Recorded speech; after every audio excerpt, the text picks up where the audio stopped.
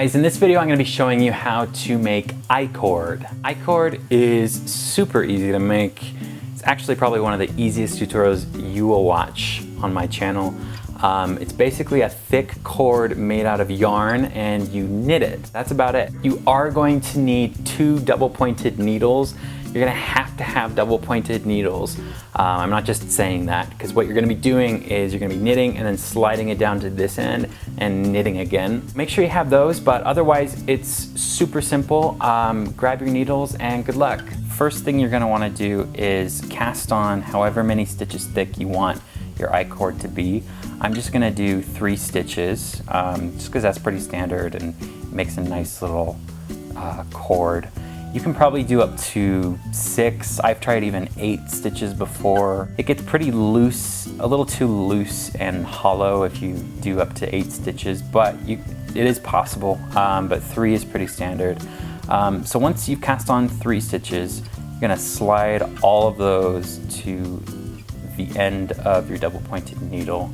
And that is really the trick with iCord. You're never gonna flip over your work.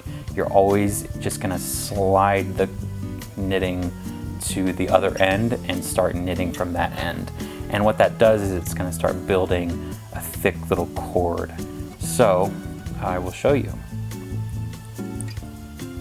So knit those 3 stitches. 1,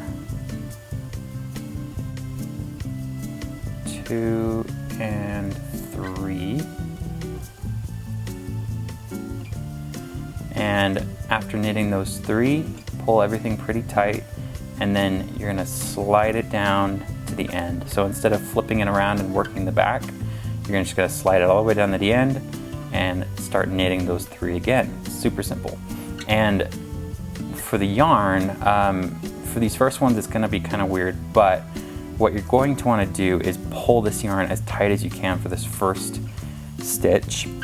And what that does is it pulls everything together and it makes kind of a nice little tube or a cord, and that's what makes the iCord. So I'm gonna knit these 2, the last one, pull it all tight,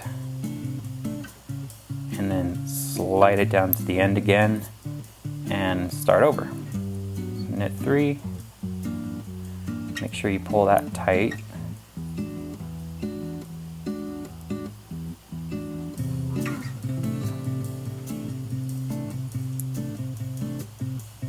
And then you can pull it down to the end and knit again. So now you can just barely start to see kind of a little bit of the cord is starting to show, and on the back side it's gonna start stitching itself together. So I'm gonna knit a couple more rows of this, just sliding it down and knitting again, and then I'll show you what it looks like.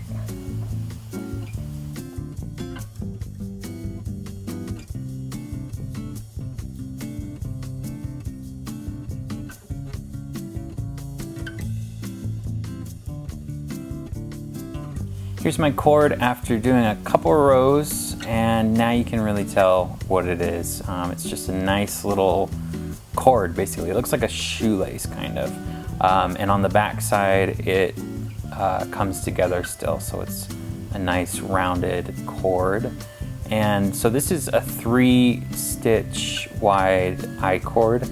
You can make it wider. I'm gonna show you actually on this one that I'm working on. Here at the bottom, this one I start out just using a width of about 3 stitches.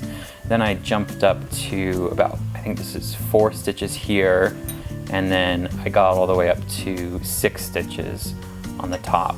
And it still works, just 6 stitches. It's a little more bouncy because there's more space there in the middle, so it can get kind of flattened out easily.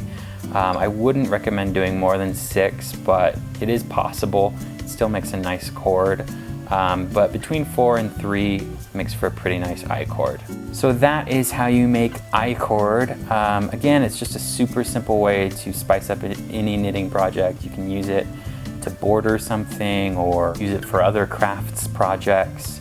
And then it's just also a fun thing to make when you can't think of anything else to do for a knitting project. So hopefully that video was helpful, and thanks for watching.